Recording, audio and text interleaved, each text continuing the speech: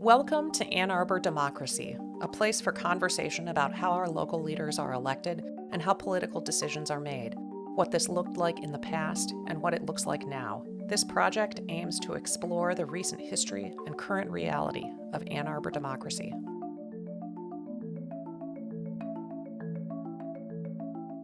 This is part 3 of a conversation with Phil Carroll, who was active in the Ann Arbor Human Rights Party, or HRP, in the 1970s. Phil organized behind the scenes and also represented the party as a candidate. In 1973, he ran as the HRP candidate for Ann Arbor City Council in Ward 4. In 1974, he ran as the HRP candidate for U.S. Congress. In parts 1 and 2, we talked about the origins of the HRP and what it was like to run these third-party campaigns. In part 3, we talk more broadly about how a third party finds support, how it measures success, and the likelihood of that kind of activism today. I'm going to let you look at these names and see if you have anything to say about any of these people. James Stevenson, well, I met him. Franz Magnus, I don't remember. Oh, I knew B. Kamowitz. Okay, yeah, B. Kamowitz got 5,000 votes in the mayor's election. I think the idea was that it caused Franz Magnus to lose. Well, a lot of HRP voters would not have voted if there hadn't been a third-party candidate. But I see the numbers. Yeah, Magnus, if you gave Kamowitz's votes to Magnus, he would have won. Clan Crawford was a well-known Republican. He did very poorly in the second ward. We just barely lost in that second ward. Fourth ward was the one that I was in. Yep. Yeah, I probably made a difference, and Ethel Lewis lost, right? Did you feel like you really had a shot at winning in 73? No. Okay. So you knew that this was a campaign to just raise concerns and educate. Uh-huh. Were you disappointed when Hadler won? Were you hoping that if you thought you were pretty sure you weren't going to win, were you hoping for Ethel Lewis to win? Yeah, I wasn't even thinking about that aspect of it. Interesting. Yeah. But when it happened, I wasn't sorry. How active were you in that effort to get rent control? I mean, the petitioning, obviously, but the election, the referendum. Well, I don't recall being on a committee that was guiding that campaign, but I know that I was out part of the door-to-door effort on it. So, I was aware of the details and was able to express this in conversations with voters. Did you have a sense that you had a shot? I mean, obviously, if it was as close as 45%, and I'll have to check that stat, it was resonating with a lot of people, but not quite enough. Mm-hmm. In door-to-door, did it feel to you like you were making headway, like it had chance of success? I don't think I was overly confident, no. Did you ever talk to Ted Heisel on the radio? I did. Uh-huh. Yeah. Yeah, he was receptive to having us be on his program every once in a while. I think I went once. He was conservative, right? Oh, yes. But he hosted all of these political people. Well, yeah, a lot of the political people were conservatives, so it was fine with him. Yeah, I wasn't necessarily expecting that he would be open to us, but he was. What did it mean to be a conservative in Ann Arbor in the 1970s? Well, for so much of this time, the whole time frame we're talking about, I've considered the Republicans and Democrats to be one big party.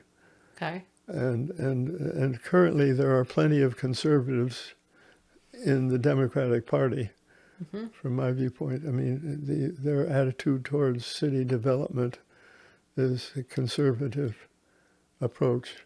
Their support of all the out-of-town developers and their skyscrapers. To me is a very conservative approach.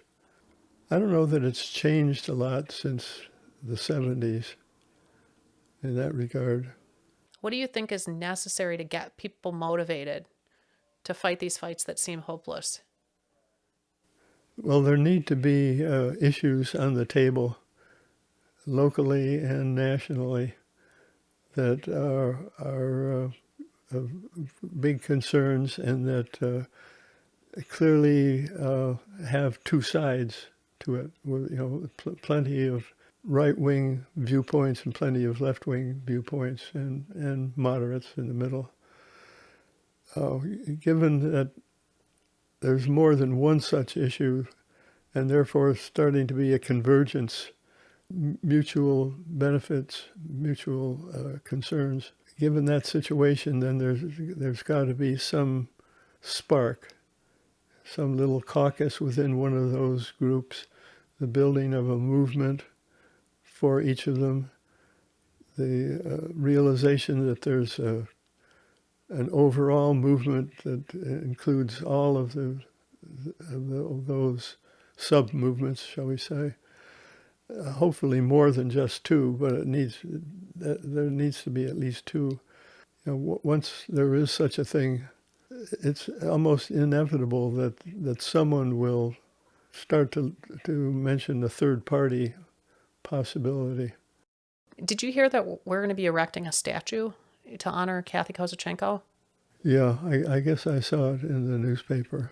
Jerry and Nancy were technically the first who were serving and openly identified as gay. And Kathy was just her achievement was being the first one who was in a campaign and known to be gay. Yes. Did that feel like a big issue during her campaign? Did it feel like a milestone at the time? Yes, but it wasn't being opposed in any way on the face of the issue itself. I mean, there was a candidate she had to run against who, I don't recall whether that candidate made statements about her sexual preference, but I think it would have been dangerous to do that, actually. So the candidate lost, whoever it was. Yeah. Who were your good buddies in the 70s that you were really rabble-rousing with? Well, I've belonged to a series of small left-wing groups.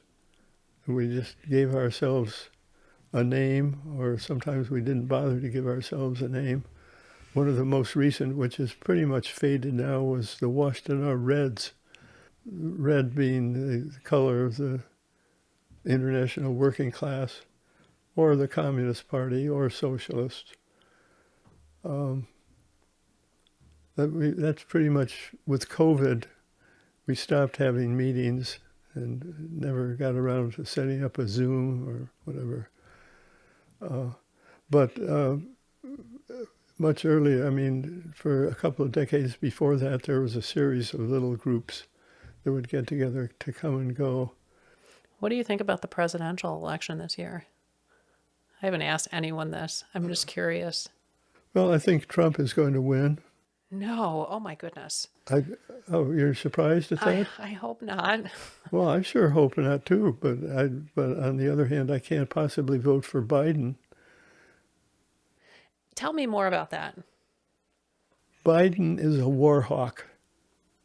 Biden has always been a war hawk. I mean, I wish that the Democrats would find a different candidate. I think there's still a possibility that they may realize this. If Biden is unacceptable based on his war stance, is there a Democrat or a non-Democrat who would be a better candidate? Yeah, well, Bernie Sanders. Yeah. Okay. It's somewhat ironic to realize that his age was such an issue in 2016, and now look where we are. What's your favorite thing about Ann Arbor? Well, I find that I really like the people here. They're on my my level in terms of thinking about having a community. What do you feel is the community? What does that mean? That we're willing to cooperate with progress that is equitable, and that equity in not financially so much, but in terms of potential. I want to thank you for talking to me today. You have lived through a lot and participated in a lot in our community, and I have learned a lot today. Well, it's been great talking with you, and I appreciate you've got your project going. Good luck on that. Thank you. Ann Arbor Democracy. That's right. Yep. In the 1970s, national issues motivated activism in Ann Arbor. Students protesting against the Nixon administration and the Vietnam War. Organized groups like the Human Rights Party and the Rainbow People's Party collaborated on local issues like rent control and legalization of marijuana. In challenging the status quo, there was room for disagreement. Allies on policy did not always agree on strategy. This piece of our local history illustrates what's possible in a democracy when community members are motivated to push back on the people in power. Phil Carroll and the HRP raised questions that continue to be relevant today. Like and subscribe if you'd like to see more content like this.